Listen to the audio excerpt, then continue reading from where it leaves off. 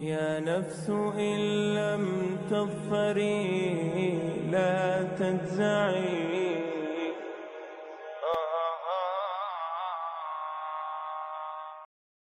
ملة أبيكم إبراهيم.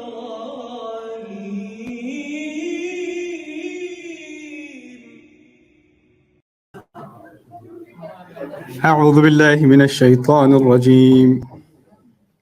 فإنهم عدو لي إلا رب العالمين الذي خلقني فهو يهدين والذي هو يطعمني ويسقين وإذا مرضت فهو يشفين والذي يميتني ثم يحيين والذي أطمع أن يغفر لي خطيئتي يوم الدين رب هب لي حكما وألحقني بالصالحين واجعل لي لسان صدق في الآخرين واجعلني من ورثة جنة النعيم واغفر لأبي إنه كان من الضالين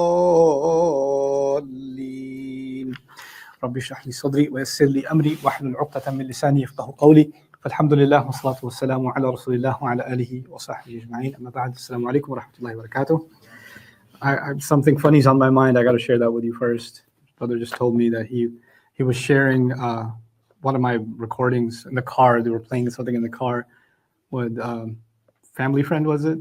Yeah, family friend. And they said, "Wow, I love this guy," and they said some other name. And he's like, "No, his name's Nouman Ali Khan." He goes, "No, it's not." And turns out somebody took a bunch of my lectures, uploaded it under their name.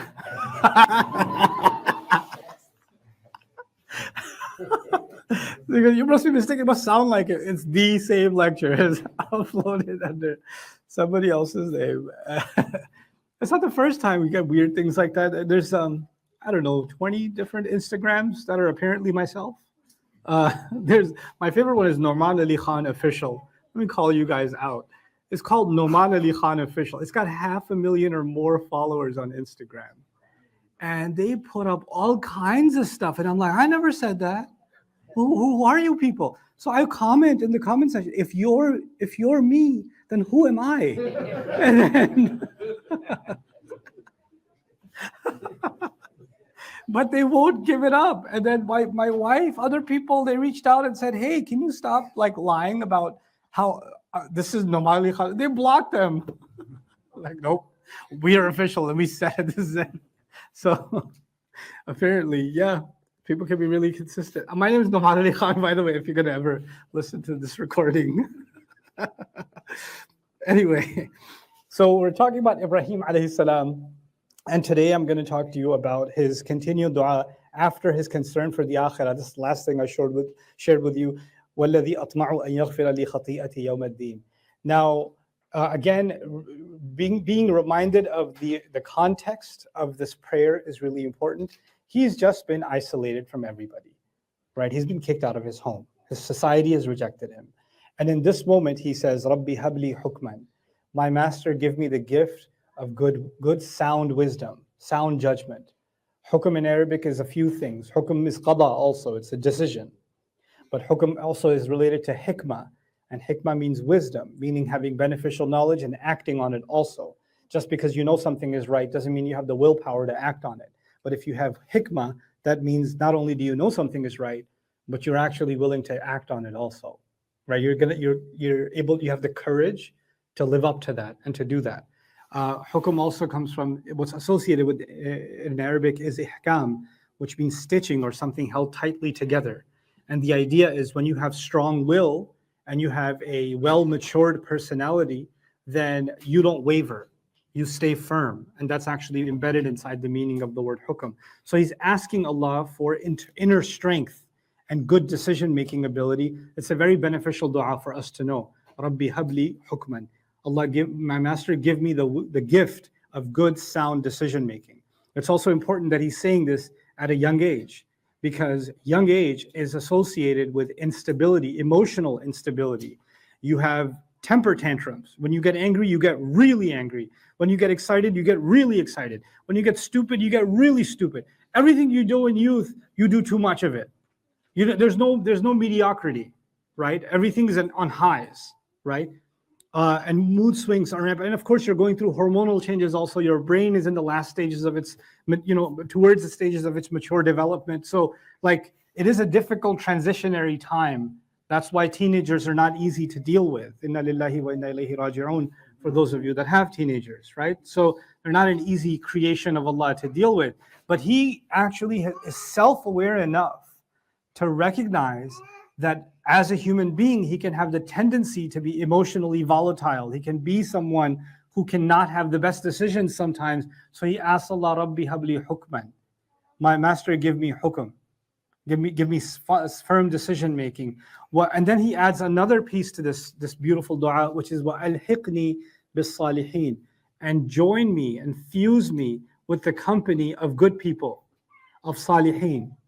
So salih in Arabic, again, because we are in an environment where a lot of people are talking about mindset, a lot of people are talking about, how to become successful and how to become the best entrepreneur, how to succeed at this, that, or the other, and positive psychology and all of it.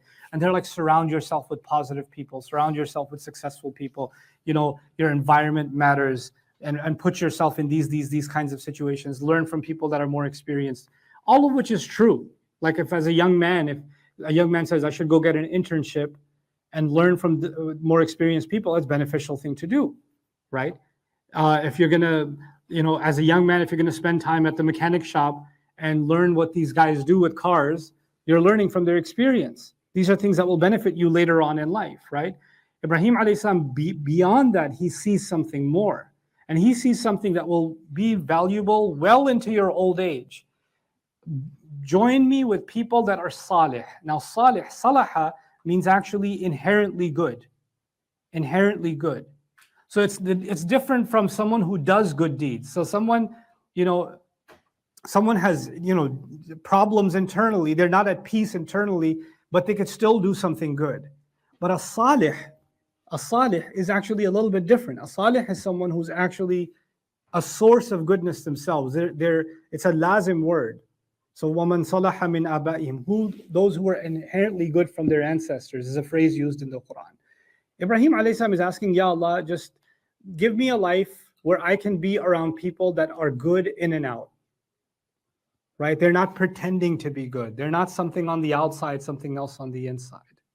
I don't want to be around people and both of those are problematic. Sometimes people are good on the inside, but they're not showing it on the outside. Their behavior is the opposite.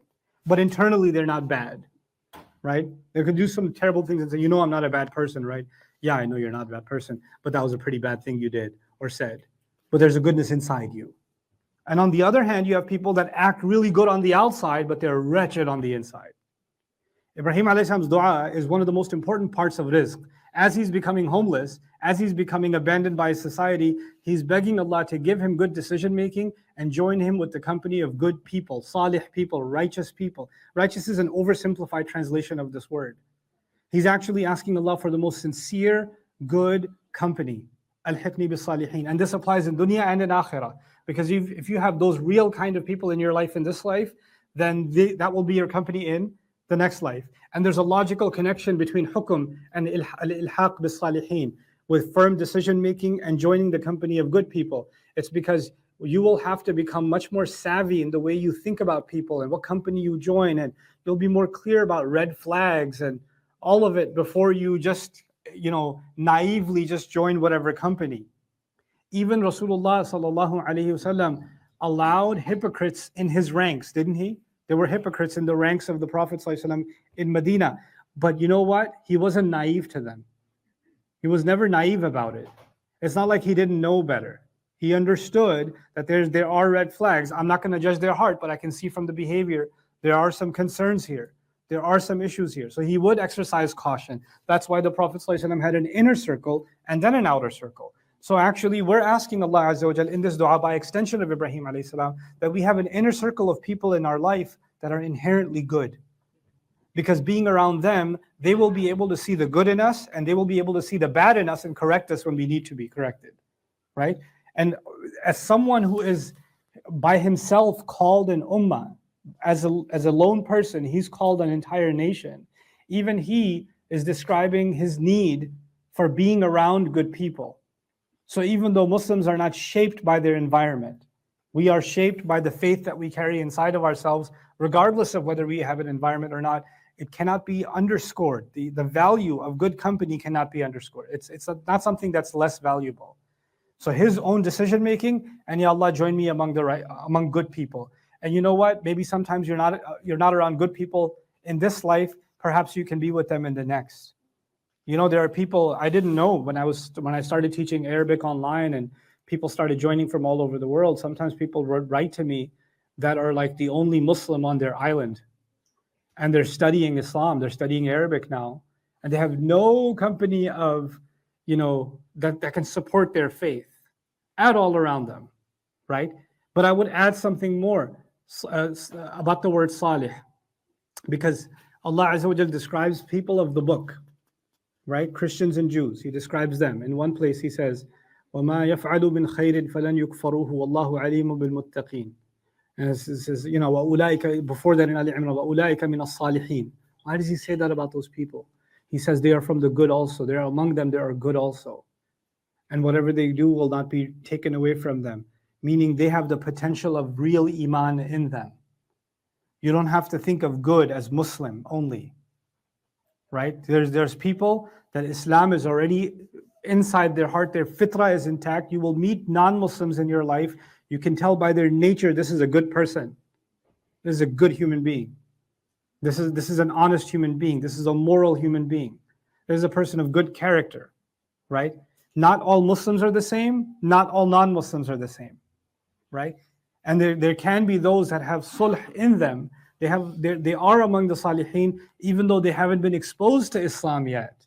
And they can become, once they become exposed to Islam, they will easily accept it, So it's not a myopic view that's being offered in these words. But of course, in the akhirah, it is the other meaning of it. Give me good decision making in this life, and join me in the company of the righteous in the akhirah. Allah Azza wa Jal also, he takes this dua of Ibrahim alayhi salam, and in another place in the Quran, he actually turns it into a promise. Interestingly, that's in Surah Al-Ankabut, where also Ibrahim alayhi salam was mentioned. And there Allah Azza wa Jal says, وَالَّذِينَ آمَنُوا وَعَمِلُوا الصَّالِحَاتِ لَنُدْخِلَنَّهُمْ فِي الصَّالِحِينَ. Those who believe and those who've done good things, we will absolutely infuse them. We will inject them into the company of good people. Like Allah will take you and bring you into the company of good people. If you can show him that you're committed to faith and doing good, he will bring good people into your life. You won't have to seek them out. Allah will put them in your path. Whatever path you're on, Allah will put good people in your path because you've shown Allah a commitment. And then other ulama looked at the second dimension of that ayah also, that of course we will enter them into the company of good people in the akhirah. Now Ibrahim alayhi salam says, وَاجْعَلْ لِي لِسَانَ صِدْقٍ فِي الْآخِرِينَ. And give me a tongue, the literal translation I'll translate first, give me the tongue of truth, of great truth, among the last people. It's as if he's saying, he's kind of looking ahead and saying, when people talk about me in the future, right, then make sure that they say what is true about me. Let my true message, what I should really be represented with, let that carry on. Let that be what is heard about me, even among the last people that come, right? I'm reminded of the Ashabul Kahf, right? The young people of the cave, who were incredible believers in Allah, but when they died, eventually after being discovered, when they died, their story was turned into a miracle story and taken over by the church. And it was used to spread Christianity. And especially the Jacobite Christians, they used the story of the people of the cave to talk about how Christianity is a miracle. These Christians held on to their faith no matter what. And there were churches made with murals of the sleepers of the cave, Ashabul Kahf. They're churches with their paintings on them.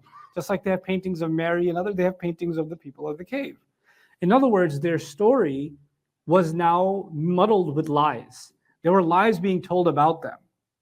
Their actual message, their actual mission had faded in history, and Allah restored it.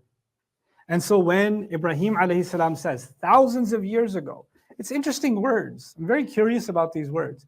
وَاجْعَلْ لِي لِسَانَ صِدْقٍ فِي الْآخِرِينَ. Give me a tongue of truth, meaning have me spoken about in true ways among the last people who come. Al-Akhirin, the final ones. Now nations came after Ibrahim alayhi salam. Generations came, prophets came after Ibrahim alayhi salam. They retaught the message of Ibrahim alayhi salam. The revelations given to Musa alayhi salam have the story of Ibrahim alayhi salam in them. The Christians learned about Ibrahim alayhi salam. But the last of all nations is the Muslims. The last of all messengers is the messenger Muhammad sallallahu alayhi wasallam. And Allah restored He corrected all the lies that had contaminated the story of Ibrahim alayhi salam. He restored all of them, and He actually answered this dua, وَاجْعَلْ لِي لِسَانَ صِدْقٍ فِي الْآخِرِينَ, because actually the Christians claimed Abraham, and the Jews also claimed Abraham. ما كان إبراهيم يهوديا ولا نصرانيا ولكن كان حنيفا مسلما وما كان من المشركين. Ibrahim alayhi salam was not at all Jewish, not at all Christian.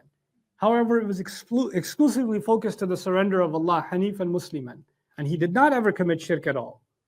And in doing so, what did Allah do? Allah answered this dua, وَاجْعَلْ لِي لِسَانَ صِدْقٍ فِي الْآخِرِينَ. You know, it can, so one meaning of this is hold me committed to the truth.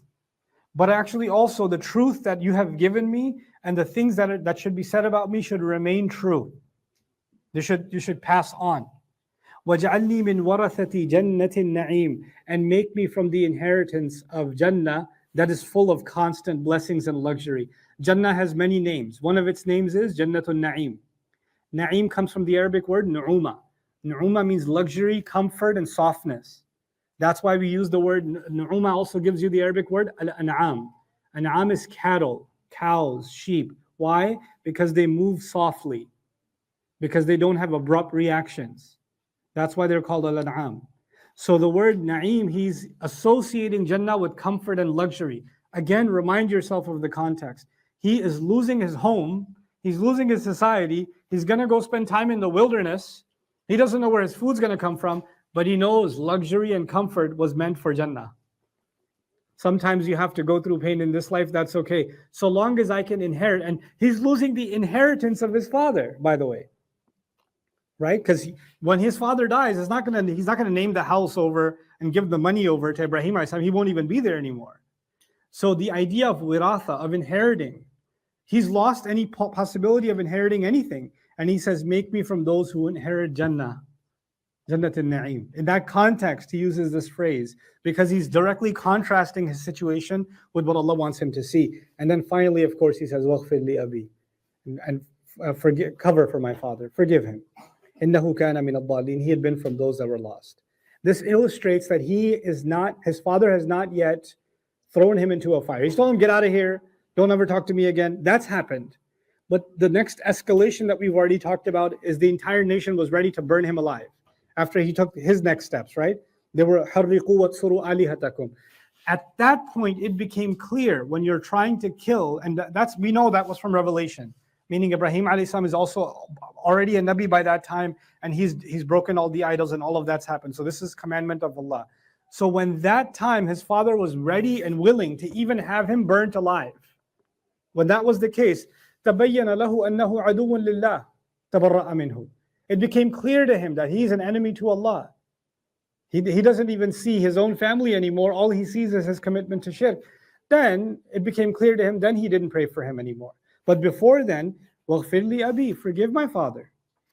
He said, إِنَّهُ كَانَ مِنَ الضَّالِينَ. He's from those that are lost. وَلَا تُخْزِنِي يَوْمَ يُبْعَثُونَ. And don't humiliate me on the day where all of them will be raised. My nation will be raised. My father will be raised. I will be raised.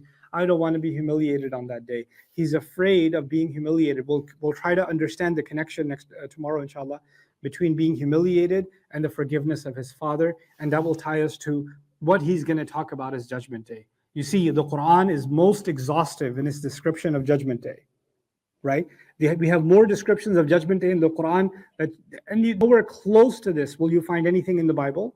Nowhere close to this in the New Testament. Nowhere close, actually non-existent in the Old Testament. The Old Testament has practically nothing about the afterlife, almost nothing.